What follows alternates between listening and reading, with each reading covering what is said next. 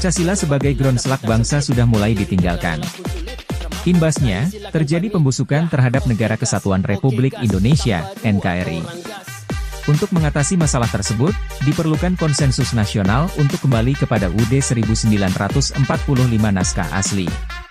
Ungkap Elvan Gomez saat dikonfirmasi Detik Fakta, TV, di kawasan Jakarta Pusat, 21 Juni 2024. Ia mengatakan, pembusukan Indonesia juga dimulai dari hulunya, dari fundamental normnya. Elvan Gomez menegaskan, keinginan untuk kembali kepada UUD 1945 naskah asli telah digagas oleh banyak pihak, terutama para purnawirawan TNI dan Polri. Namun, hingga hari ini belum menemukan jalan.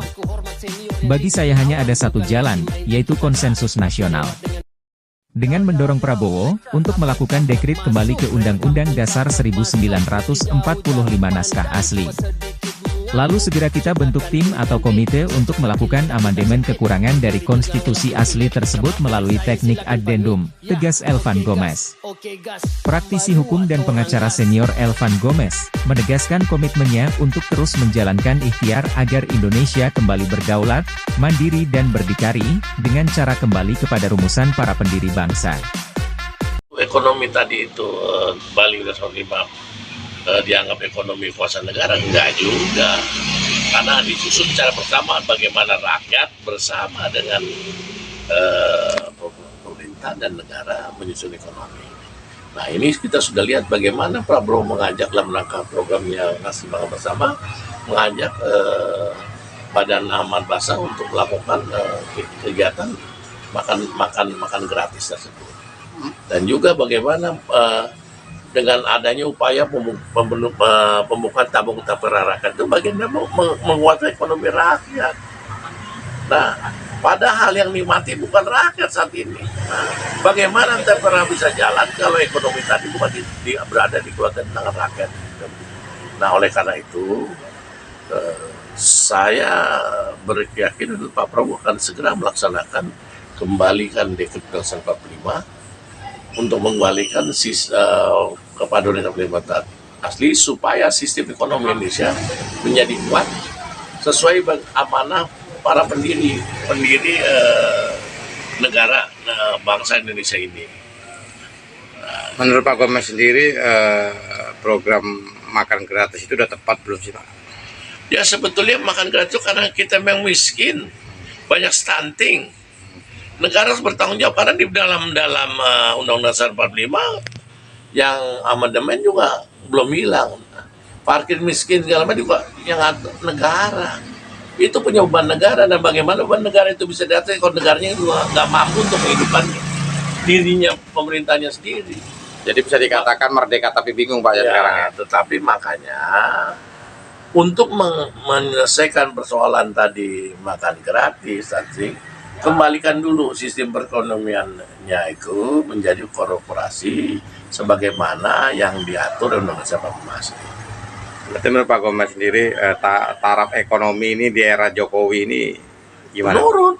Jadi satu, utang makin besar, rasio utang melebihi apa yang diatur oleh itu, di mana melebihi apa yang rasio untuk dalam APBN. Ya, itu bahaya. Yang kedua, banyak ekonomi itu dikuasai oleh kelompok orang yang setiap saat dia bisa melakukan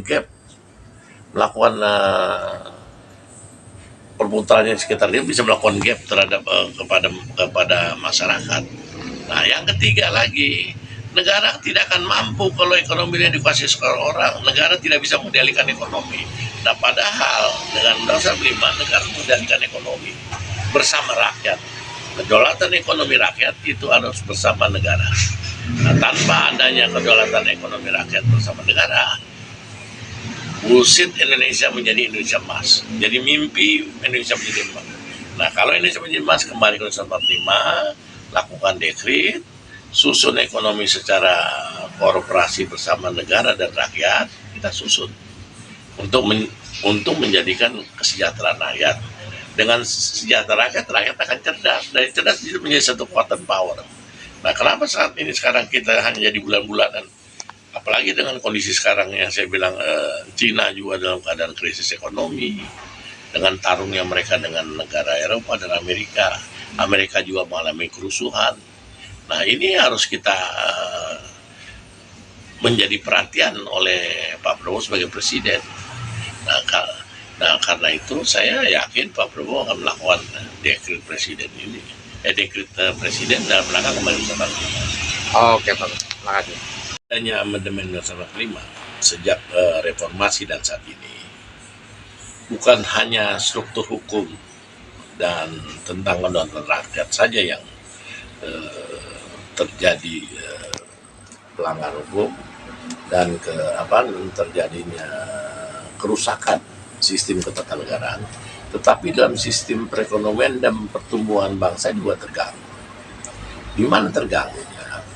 Bahwa tujuan negara untuk mencerdaskan bangsa dan mensejahterakan bangsa itu tidak terjadi. Ini sebabnya kenapa tidak terjadi tadi adanya tingkat kemiskinan yang mencapai sampai 2% kemiskinan sekarang dalam 20%. Yang kedua, penguasaan ekonomi hanya di pada sekelompok orang yang di tingkat konglomerasi atau oligarki.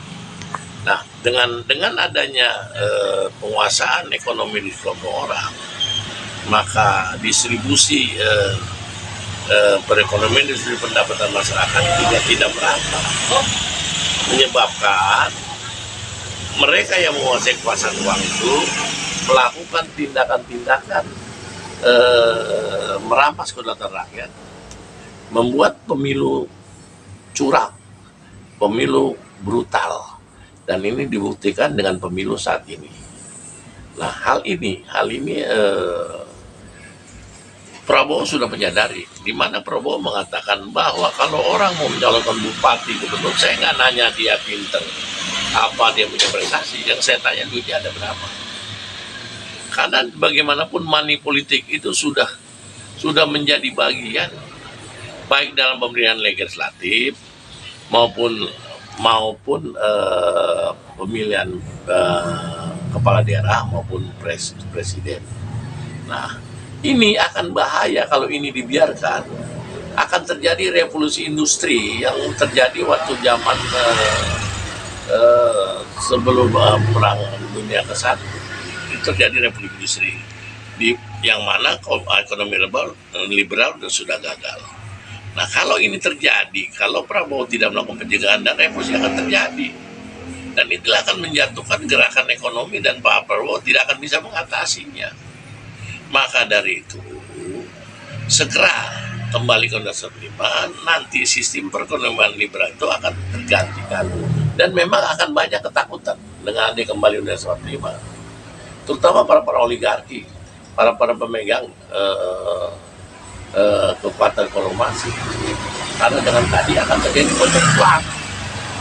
kocok ulang bahwa nanti ekonomi disusun secara bersama, tidak ada monopoli, tidak ada kekuatan-kekuatan yang memonopoli ekonomi, di mana ekonomi itu bergerak di masyarakat, negara juga punya peranan terhadap ekonomi tadi.